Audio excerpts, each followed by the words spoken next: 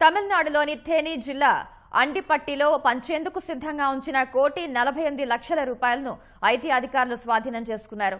Ward మెంబర్లు ఓటర్ల సంఖ్య వారీగా ఓటుకు 300 చొప్పున పంపిణీ చేసేందుకు సిద్ధం చేసిన 94 డబ్బు ప్యాకెట్లను స్వాధీనం చేసుకున్నట్లు అధికారులు తెలిపారు. స్వాధీనం చేసుకున్న డబ్బు ఏఎంఎంకే పార్టీ కార్యకలాపాలు సాగించే భవనంలోని దుకాణంలో లభ్యమైనట్లు వివరించారు. అండిపట్టిలోని ఏఎంఎంకే మద్దతుదారుడి దుకాణంలో డబ్బులు దాచినట్లు అందిన సమాచారం ఆధారంగా ఈసీ ఐటీ అధికారులు రాత్రి తనిఖీలు నిర్వహించారు. ఈ సందర్భంగా పెద్ద సంఖ్యలో గుమికూడిన పార్టీ కార్యకర్తలను చెదరగొట్టేందుకు గాల్లోకి 4 రౌండ్లు కాల్పులు జరిపినట్లు అధికారులు తెలిపారు. ఈ ఘటనలో ఎవరూ గాయపడలేదన్న అధికారులు 4 ఏఎంఎంకే కార్యకర్తలను అదుపులోకి తీసుకున్నట్టు తెలిపారు. అండిపట్టి శాసనసభ నియోజకవర్గానికి గురువారం ఎన్నికలు జరగనున్నాయి.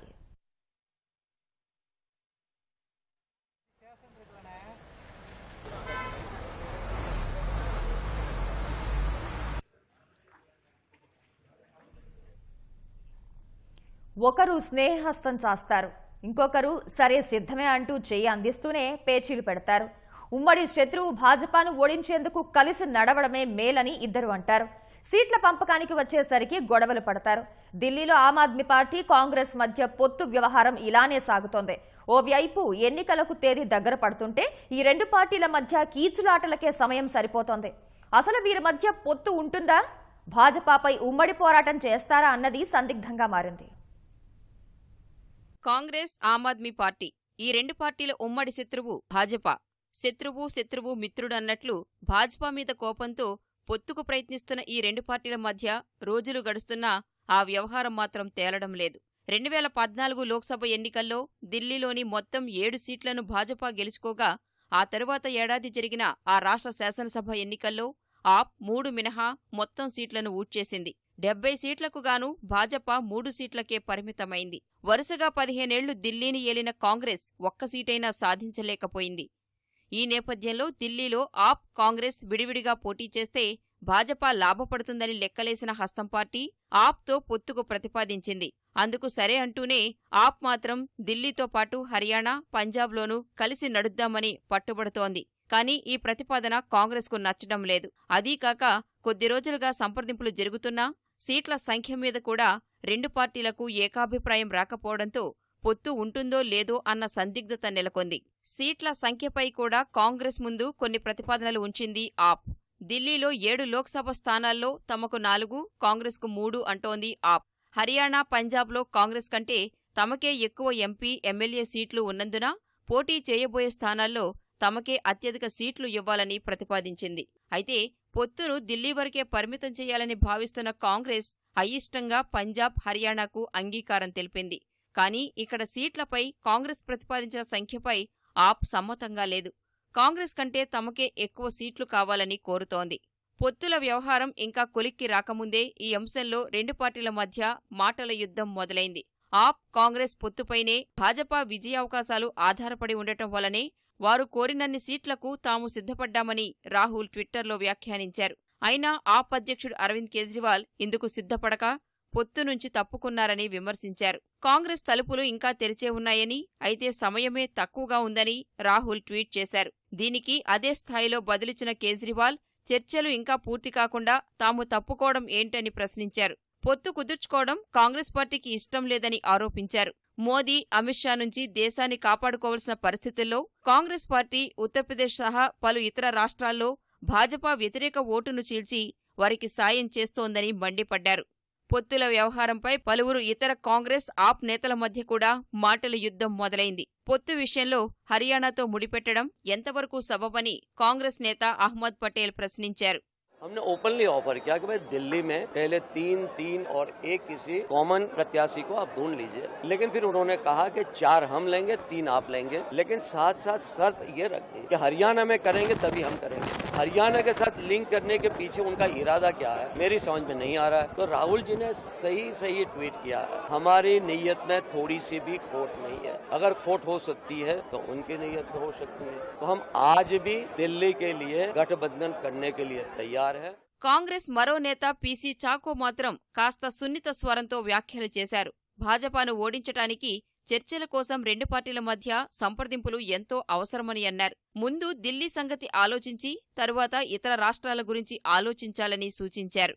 Any discussion between Aam Aadmi Party and Congress, it should not be stopped. It should happen. It should continue, and we should come to some understanding. Because both of us think that we should defeat BJP. Then the question comes that Aam Aadmi Party is suggesting an alliance in 18 seats beyond Delhi, also in other states also. We feel that Delhi is a state where Aam Aadmi Party and Congress together can defeat BJP in all the 7 seats.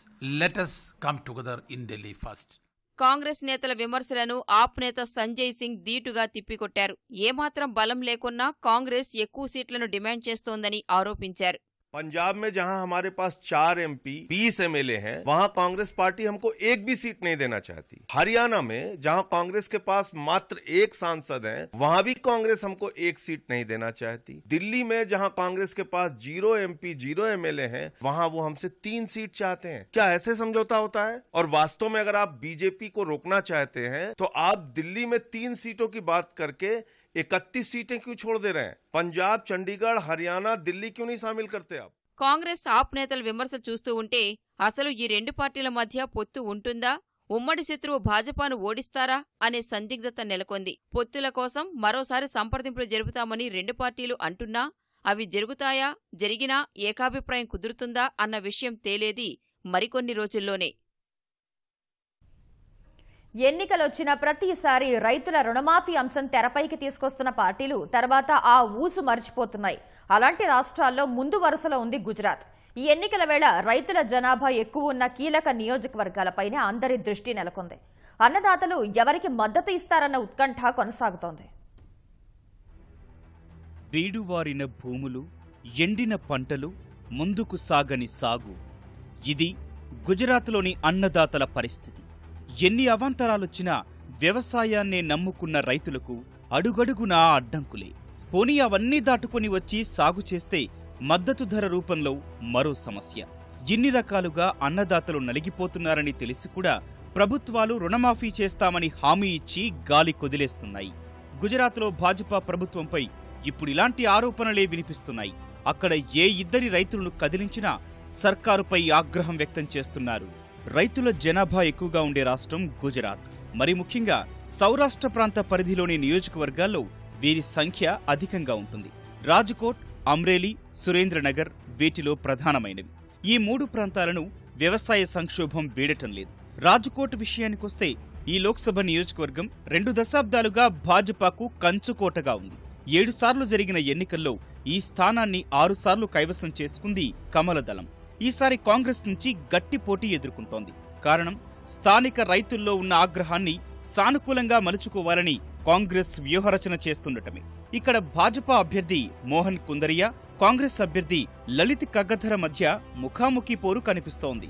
ప్రస్తుతం రాజ్కోట్లో ప్రభుత్వ వ్యతిరేకతను కాస్త తగ్గించుకునే పనిలో పడింది భాజపా. ఇటీవలే ఇక AIIMS తీసుకొస్తామని కేంద్రం ప్రకటించింది. అంతేకాదు అంతర్జాతీయ విమానాశ్రయము ఏర్పాటు చేస్తామని హామీ ఇచ్చింది. 2017 జూన్లో ప్రధాని మోదీ సౌనీ యోజన కింద నీటి సరఫరా చేసే ఓ ప్రాజెక్టుకి శ్రీకారం చుట్టారు. ఈ కారణంగా కాస్తో కూస్తో తాగునీటి సమస్య తీరింది. 60 ఏళ్లలో కాంగ్రెస్ చెయ్యని అభివృద్ధి మోదీ చేసి చూపించారని భాజపా ప్రచారం చేసుకుంటోంది. కానీ వ్యవసాయ సంక్షోభం మాత్రం కొనసాగుతూనే ఉంది.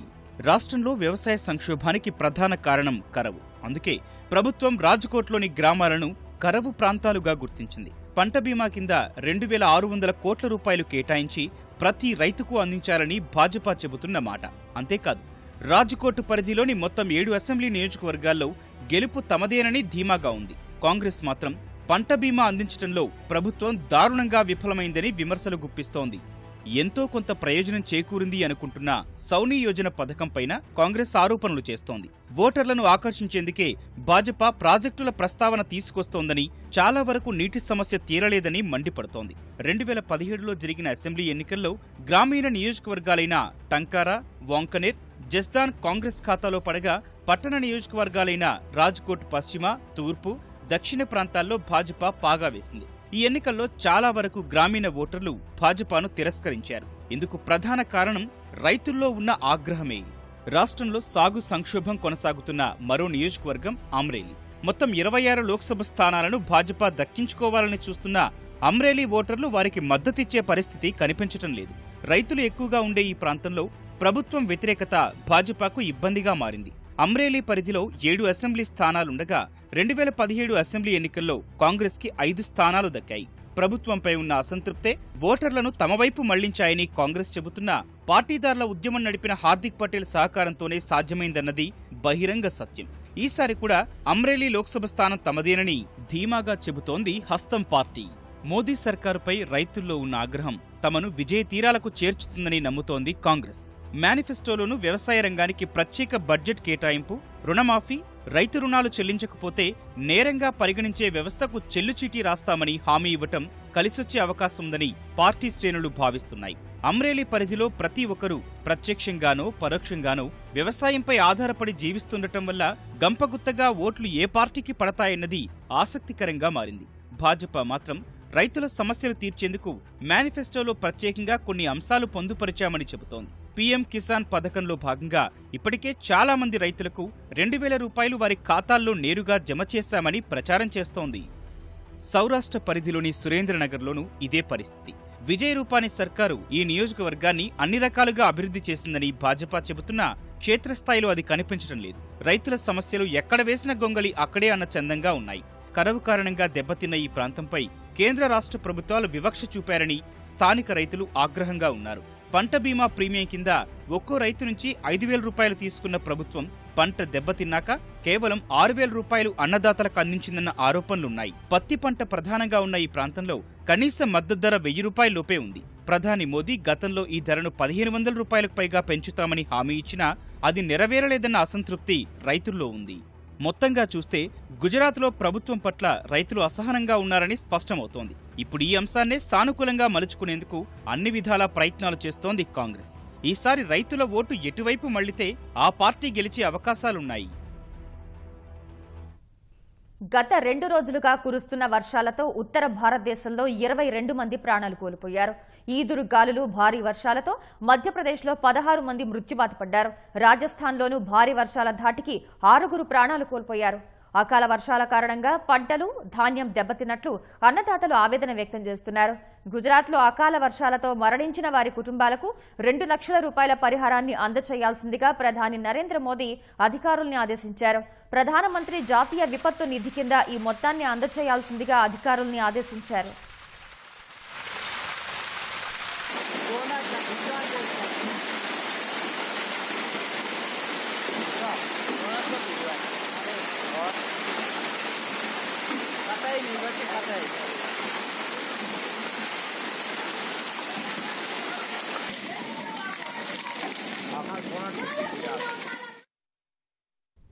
పశ్చిమ గోదావరి జిల్లా పెరవలి మండలం కాకరపర్రులో మంగళవారం గోదావరి నదిలో గల్లంతైన 3 యువకులు మృతి చెందారు.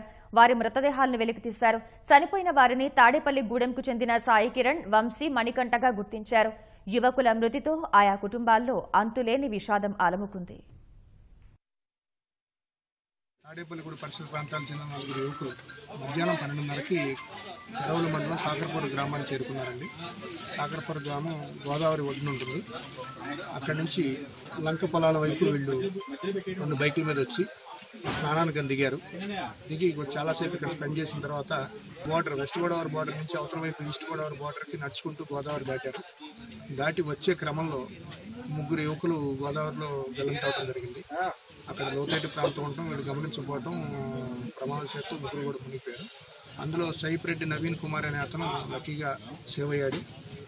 అతనందరూ బయటకు వచ్చి మిగతా చుట్టుపక్కల వారికి, విలేజర్స్కి తెలియజేస్తే రాత్రి కొంచెం సెర్చ్ ఆపరేషన్స్ చేసాం. ఈరోజు మార్నింగ్ 2 బాడీలు తేల్చమైంది. ఒక బాడీనేమో ఎక్కడికి తీసుకొచ్చి మేము గోదావరి లోపల మునిగున్న బాడీని తీసాం. కంటికి రెప్పలా కాపాడాల్సిన తండ్రే కాల యముడిగా మారిన ఘటన సంగారెడ్డి జిల్లా రామచంద్రాపురంలో జరిగింది. భార్య కాపురానికి రావడం లేదనే కోపంతో కత్తికట్టిన దుర్మార్గుడు తన దగ్గరుంటున్న 2 పిల్లల్ని అతి దారుణంగా హత్య చేశాడు. అల్లారు ముద్దుగా చూసుకోవాల్సింది పోయి ఉన్మాదిగా మారి పసివాళ్ల ఆయువు తీశాడు. సంగారెడ్డి జిల్లా రామచంద్రాపురం బొంబాయి కాలనీలో దారుణం జరిగింది. కన్న తండ్రే కత్తిగట్టి 3 పిల్లలపై దాడి చేశాడు. ఈ ఘటనలో అఖిల్, శరణ్య మృతి చెందగా మరో చిన్నారి మల్లీశ్వరికి తీవ్ర గాయాలయ్యాయి. భార్య పుట్టింటికి వెళ్లి తిరిగి రావటం లేదని కసిపెంచుకున్న నిందితుడు తన కోపాన్ని పిల్లలపై చూపిస్తున్నాడు. భార్య లేకపోతే తమను ఎవరు చూసుకుంటారని చిన్నారుల్ని చంపి తాను చచ్చిపోతానంటూ వారం నుంచి బెదిరిస్తున్నాడు. చివరకు అన్నంత పని చేశాడు. ప్రతిరోజూ నానమ్మ, మేనత్తల వద్ద పడుకునే పిల్లల్ని మంగళవారం రాత్రి బలవంతంగా ఇంటి లోపలికి తీసుకువెళ్లాడు. అఖిల్ను చాకుతో గొంతు కోసి చంపేశాడు. శరణ్యను వంటగదిలో ఉరివేశాడు. మల్లీశ్వరిపైన దాడి చేయగా తప్పించుకుని నానమ్మ, మేనత్తలకు విషయం తెలిపింది. భార్యను రోజూ కొడుతూ వేధించటం వల్లే పుట్టింటికి వెళ్లిపోయిందని నిందితుడు కుమార్ తల్లి, సోదరి తెలిపారు. వారం క్రితం ఓసారి పిల్లలకు ఉరివేయడానికి ప్రయత్నించగా తామే అడ్డుకున్నామని, ఇంతటి దారుణానికి ఒడికడతాడని అనుకోలేదని వాపోయారు. పిల్లలు వండుకున్నారు, వచ్చిన నేను వండుకుంటాంటే నా మండనేలేడు, బయటకు కొట్టేలా కొట్టిండు.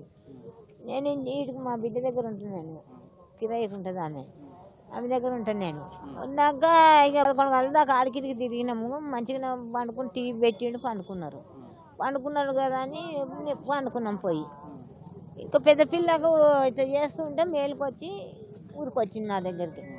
నాయనమ్మ ముగ్గురు చచ్చిపోయారని ఊరికొచ్చింది. ముగ్గురు చచ్చిపోయి వచ్చి చూసే వరకు 2 చచ్చిపోయారు. ఆయన కూర్చొని ఉన్నాడు. భార్య లేదు, వాళ్ళ అమ్మోళ్ళ ఇంటికి పోయింది. ఆయన కొడితేనే వెళ్ళిపోయింది. కొట్లాట జరిగి నెల అయింది. పిల్లం వెళ్ళిపోయింది. పిల్లలు మా దగ్గరనే నా దగ్గరనే ఉంచుకున్నాను. వాళ్ళ అమ్మ దగ్గరికి పోతలేరు, పొమ్మన్నా కూడా పోమన్నారు. మొన్న ఎలక్షన్ నాడు ఊరేసిండు. ఆ రోజు పోలీస్ కంప్లైంట్ ఇస్తామంటే నేనే ఫోన్ లేపి తమ్ముడు కదా అన్నట్టు నేను వెనకేసుకొని వాళ్ళు ఇంకోసారి చేయడు కదా అని చెప్పి కంప్లైంట్ ఇవ్వలేదు. ఆ సొంత తమ్ముడే సార్. పెళ్ళం కోసం నా పెళ్ళం వస్తలేదు, నేను నా పిల్లలు ఎవరు చూడాలి, చంపేస్తా, నేను చచ్చిపోతా, నీకు ఇదే పాట వారం రోజుల నుంచి అని లాస్ట్కు చంపేసిండు సార్. కన్నపిల్లల్ని కిరాతకంగా హతమార్చిన కుమార్ను పోలీసులు అదుపులోకి తీసుకున్నారు. తీవ్రంగా గాయపడిన పెద్దమ్మాయి మల్లీశ్వరిని ఆస్పత్రికి తరలించి చికిత్స అందిస్తున్నారు. కొల్లేరు సరస్సు పూర్తిగా కళతప్పుతోంది. మంచినీటి సరస్సు కాస్త రొయ్యల సాగుతో ఉప్పునీటి సరస్సుగా మారే పరిస్థితులు దాపురించాయి. టన్నుల కొద్దీ ఉప్పు, రసాయనాలు కొల్లేరులో కుమ్మరిస్తున్నా పట్టించుకునే నాథులే కరవయ్యారు. పర్యావరణ పరిరక్షణ చట్టాలు ఎన్ని ఉన్నా అధికారుల ఉదాసీనతే కొల్లేరు పాలిట శాపంగా మారిందని పర్యావరణవేత్తలు విచారం వ్యక్తం చేస్తున్నారు. దేశ విదేశీ పక్షుల కిలకిల రావాలతో మనోహరంగా కనిపించాల్సిన కొల్లేరు తీరం రూపురేఖలు పూర్తిగా మారిపోతున్నాయి. కాంటూరు పరిధిలో కొట్టేసిన భూముల్లో సంప్రదాయం ముసుగులో సాగు చేసుకుంటున్న చేపల సాగు క్రమంగా ఉప్పునీటి రొయ్యల సాగుగా మారుతోంది. ఇప్పటివరకు కేవలం 0 సైజు మంచినీటి చేపపిల్లలు సాగు చేసుకునే కొల్లేరు భూముల్లో కొందరు అక్రమార్కులు పెద్ద ఎత్తున ఉప్పునీటి రొయ్యల సాగు చేస్తున్నారు. కొందరు అక్రమార్కులు కొట్టేసిన చెరువులకు చిన్నపాటి గట్లు వేసి నీటిని తోడి టన్నుల కొద్దీ ఉప్పు పూస్తున్నారు. ఆ నీటిలో వనామీ రొయ్యల సాగు చేపడుతున్నారు. లాభార్జనే ధ్యేయంగా సాగుతున్న ఈ అక్రమ వ్యాపారాన్ని అడ్డుకోవడానికి అధికారులు ముందుకు రావడం లేదు. కేంద్ర ప్రభుత్వాల నుంచి సరస్సుని రక్షించాలన్న పాలసీ లేకపోవటం, దాన్ని మనం యాక్చువల్గా అద్భుతమైన పర్యాటక కేంద్రంగా తీర్చిదిద్దుకోవాల్సిన అవసరం ఉంది. అలా కాకుండా దాన్ని ఓన్లీ వ్యాపార దృక్పథంతో వ్యాపారం చేసి దాంట్లో అక్కడ మనం వాడకూడని రసాయనాలన్నీ వాడుతూ నేటివ్ పీపుల్ ఉంటారు. వాళ్ళు తరతరాలుగా ఆ కొల్లేరు మీద ఆధారపడుతున్న వాళ్ళు వాళ్ళ జీవన విధానానికి ఇబ్బంది లేకుండా తయారు చేసుకోవచ్చు. కానీ అది కాకుండా బయట వాళ్ళు ఎవరో వచ్చి వ్యాపారం చేసే విధంగా ఉండటం వల్ల ఈ కొల్లేరు కలుషితం అవటం, ఆ అవటం వల్ల ఈ పక్షిజాతి రావాల్సిన పక్షిజాతి కూడా ఇక్కడ ఆవాసాలు ఏర్పరచుకోవాల్సినవి కూడా మళ్ళీ తరలిపోవటం ఈ మధ్యకాలంలో చూస్తూ ఉన్నాం. కొల్లేరులో ఇష్టారాజ్యంగా తవ్విన చేపల చెరువులను 2006లో ధ్వంసం చేసినా ఆ తర్వాత కృష్ణా, పశ్చిమ గోదావరి జిల్లాలోని కొల్లేరు భూములను సంప్రదాయం ముసుగులో స్థానికులు సాగు చేసుకుంటున్నారు. 2008 నుంచి కైకలూరు, మండవల్లి మండలాల్లో కృత్రిమ చేపల సాగు ఏటికేడు పెరుగుతోంది. అంతటితో ఆగకుండా రొయ్యల సాగు వరకు వెళ్లింది. కొన్ని చెరువుల్లో రొయ్యపిల్లలు వేయగా మరికొన్ని చెరువులకు కాకినాడ, విశాఖ ప్రాంతాల్లో రొయ్యపిల్లలను బుక్ చేసినట్లు తెలుస్తోంది. రొయ్యల సాగులో అధిక గాఢత పురుగుమందులు విచ్చలవిడిగా వాడటం వల్ల నీటితో పాటు కొల్లేరు భూములు విషతుల్యం అవుతున్నాయి. నీటిలో క్రిమిసంహారక అవశేషాలు, పాలిసైక్లిక్ హైడ్రోకార్బన్లు, భారీ లోహ అవశేషాలు పెరిగిపోతున్నాయి. ఇన్కమ్ ఎక్కువ వస్తుంది కాబట్టి పంట పొలాల కన్నా వాటిని కూడా రొయ్యల చెరువుల కింద మార్చి వాటికి మేత ఏవైతే యాంటీబయాటిక్స్ ఏవైతే ఇస్తున్నారో వాటి వల్ల ఏంటంటే నీరు కాలుష్యం అవుతుందన్న విషయం తెలియదు కాబట్టి వాళ్ళు అలాంటివి చేస్తున్నారు. ఈ రొయ్యల పెంపకానికి కానీ వాటి ఎక్కువగా పెరగడానికి కానీ హార్మోన్స్ కానీ యాంటీబయాటిక్స్ కానీ ఇవ్వడం వలన మనం కూడా ఆ రెసిస్టెన్స్ అవే మనం తిని వాటి వల్ల మనకు కూడా రెసిస్టెన్స్ వస్తుంది. రొయ్యల పెంపకాల్లో వాడే రకరకాల కెమికల్స్ వాడుతున్నారు, రకరకాల యాంటీబయాటిక్స్ వాడుతున్నారు. వాళ్ళ రొయ్యలకి దెబ్బతినకోకుండా త్వరగా పెరగడానికి కోసం కానీ కౌంట్ ఎక్కువ రావడం కానీ ఈ కెమికల్స్ వలన అక్కడ ఉన్న జీవరాశి స్వచ్ఛ నీటిలో మంచి నీటిలో ఉండే జీవరాశులన్నీ నాశనం అయిపోతాయండి. స్వప్రయోజనాలు తాత్కాలిక ప్రయోజనాలు కాసిపడుతున్నారండి. ఇది ఏమాత్రం మానవాళికి మంచిది కాదు. అధికారులకు సమాచారం ఉన్నా రాజకీయ నాయకుల ఒత్తిళ్లతోనే అక్రమ రొయ్యల సాగును అడ్డుకోవడం లేదనే విమర్శలున్నాయి. ఫారెస్ట్ వాళ్ళు కానివ్వండి, రెవెన్యూ యంత్రాంగం కానివ్వండి, పొల్యూషన్ కంట్రోల్ బోర్డు ఉంది, దానికి బోర్డు అనే అధికారాలు ఉన్నాయండి. పొల్యూషన్ కంట్రోల్ బోర్డే చేష్టలుడికి అచేతన స్థితిలో పడిపోయిందంటే చాలా విచారకరం. మరి ప్రభుత్వం కూడా దాన్ని చూడనట్టుగా మరి వాళ్ళ అంటే స్థానిక వాళ్ళ రైతులు ఒత్తిడి వల్ల కానివ్వండి, లేకపోతే రాజకీయ ఒత్తిళ్ళు కానివ్వండి, ఇతర ఒత్తిళ్ళు ఏ కారణాల వల్లైనా దాన్ని సరైన పందాలో సరైన కోణంలో ఇది ఒక మన కృష్ణా జిల్లాకే కాదండి, మనం మొత్తం కొంత కోస్టల్ ఏరియాకే తలమానికమైన కొల్లేరు సరస్సుని శ్రద్ధ తీసుకోకపోతే రేపు మనం చేయగలిగింది ఏమీ లేదు. దీంతో పాటు అనేక రకాలైన పర్యావరణ డ్యామేజెస్ అనేకం జరుగుతాయి. కొల్లేరు భవిష్యత్ ప్రశ్నార్థకంగా మారకముందే ప్రభుత్వం మేల్కోవాలని పర్యావరణవేత్తలు కోరుతున్నారు. ఆసియా ఖండంలోనే అతి పెద్దదైన ఎంతో చరిత్ర కలిగినటువంటి కొల్లేరు సరస్సు ప్రస్తుతం ఎక్కడ చూసినా కూడా ఒక చేపల చెరువులు అలాగే రొయ్యల చెరువుల ఆక్రమణలతో పూర్తిగా నిండిపోయిన పరిస్థితి కనిపిస్తుంది. ఇది పట్టించుకోకపోతే ముందు ముందు కొల్లేరు సరస్సు ఉండేది అని చరిత్ర పాఠాల్లో చెప్పుకునే పరిస్థితి ఉంటుందని ఇక్కడ గ్రామస్తులు ఆవేదన వ్యక్తం చేస్తున్నారు. కెమెరామెన్ ఎంఎస్ఎన్తో Jayashankar, ETV news, Kaikaluru. Polling రోజున బరి తెగించి దాడులకు పాల్పడిన వైకాపా నాయకులు చివరికి తెలుగుదేశంపైనే గవర్నర్కు ఫిర్యాదు చేసిందంటూ మంత్రి దేవినేని ఉమా మండిపడ్డారు. ఏకంగా సభాపతిపైనే దాడి చేసి చొక్కాలు చించేశారని దుయ్యబట్టారు. ఓటు వేసిన మరుక్షణమే పక్క రాష్ట్రానికి పారిపోయిన జగన్ లోటస్ పాండ్లో కూర్చుని కుట్రలు చేశారని విమర్శలు గుప్పించారు. ప్రభుత్వ ప్రధాన కార్యదర్శి, ఇంటెలిజెన్స్ డీజీని అకారణంగా బదిలీ చేస్తే నోరు మెదపని విశ్రాంత ఐఏఎస్లు ఇప్పుడు మాత్రం యాగి చేస్తున్నారని ఆగ్రహం వ్యక్తం చేశారు. నిన్న జగన్మోహన్ రెడ్డి గారు అధికార దుర్వినియోగం అంటూ కొత్త డ్రామాకి తెరలేపారు. దొంగే దొంగ నరుస్తున్నాడు. ఎన్నికల రోజు నాడు ఎన్ని దాడులు చేయాలో, ఎన్ని కుట్రలో కుతంత్రాలకు పాల్పడాలో అన్నిటికీ పాల్పడి చాలా అసభ్యంగా ఒక ప్రతిపక్ష నాయకుడు మాట్లాడాల్సిన భాష మాటలని నేను రాష్ట్ర ప్రజలను అడుగుతా ఉన్నాను. లోటస్ పాండ్ లో ఉండి కుట్రలో కుతంత్రాలకు పాల్పడుతూ ఓటేసిన మరుక్షణం లోటస్ పాండు పరిగెత్తాడంటే పక్క రాష్ట్ర భూభాగం మీద నీకెంత ప్రేమ మమకారం ఉందో అర్థమవుతా ఉంది. శ్రీకాకుళం కలెక్టర్ని మార్చారు, ఎస్పీని మార్చారు, కడపలో ఎస్పీ అక్కడ కేసు విచారణ చేస్తుంటే ఆయన్ని మార్చారు, ఇంటెలిజెన్స్ డీసీని మార్చారు, చీఫ్ సెక్రటరీని మార్చారు, సిఐలు మార్చారు. మరి ఈ రిటైర్డ్ సంఘాలు ఎందుకు మాట్లాడలా? ఒక బాధ్యత గల ఒక చీఫ్ సెక్రటరీని, ఒక ఉన్నతాధికారుల్ని, ఎస్పీఎల్ని, కలెక్టర్లని మారిస్తే ఏమైపోయారు ఈ రిటైర్డ్ సంఘాలు? ఇన్ని దుర్మార్గాలు జరుగుతూ ఉంటే, ఇన్ని కుట్రలు జరుగుతూ ఉంటే, ఇన్ని కుతంత్రాలు జరుగుతూ ఉంటే, ఇన్ని దాడులు జరుగుతూ ఉంటే ఎందుకు నోరు మెదపలేకపోయారు? రాష్ట్రంపై భానుడు ప్రతాపం చూపుతున్నాడు. ఉదయం 10 గంటలు దాటితే ప్రజలు బయటకు రాలేని పరిస్థితులు నెలకొన్నాయి. మండుతున్న ఎండలకు తోడు వడగాలులు వీస్తుండటంతో ఉద్యాన పంటలు దెబ్బతింటున్నాయి. ఎండ నుంచి పంటల్ని రక్షించుకునేందుకు రైతులు పడరాని పాటలు పడుతున్నారు. బొప్పాయి, అరటి, దానిమ్మ తోటలను రక్షించుకునేందుకు తీవ్రంగా ఇబ్బంది పడుతున్నారు. ప్రకాశం జిల్లా ఎర్రగొండపాలెంలో ఎండ నుంచి కాపాడుకునేందుకు రైతులు బొప్పాయి కాయలకు గోతాలు కట్టారు. కాయలకు సూర్యకిరణాలు తగిలితే ఎండ పొడతో దెబ్బతిని భారీగా నష్టం వస్తుందని రైతులు తెలిపారు.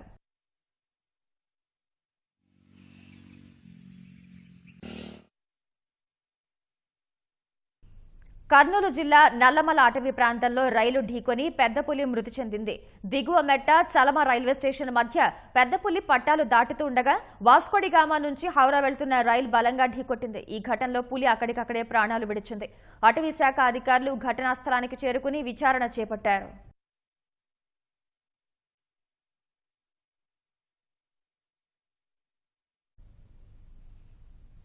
చిలీలోని పుయర్టో మాంట్ నగరంలో ఇంటిపై విమానం కూలిన ఘటనలో 6 వ్యక్తులు ప్రాణాలు కోల్పోయారు. చిలీ తీర ప్రాంత నగరం పుయర్టో మాంట్ నగరంలో ఓ ఇంటిపై చిన్న విమానం కూలింది. ఈ ఘటనలో విమానం నడుపుతున్న పైలట్ సహా అందులో ప్రయాణిస్తున్న 5 మృత్యువాత పడ్డారు. విమానం వెనుక భాగం ఇంటిలోకి చొచ్చుకుని వెళ్లడంతో ఇళ్లు స్వల్పంగా దెబ్బతింది. ప్రమాద సమాచారం అందుకున్న వెంటనే ఘటనా స్థలానికి చేరుకున్న అగ్నిమాపక సిబ్బంది మంటలను నియంత్రించారు. విమానం గాలిలోకి ఎగిరిన కాసేపటికే కూలిపోయిందన్న అధికారులు ఘటనపై దర్యాప్తు చేస్తున్నట్లు చెప్పారు. allora là, per il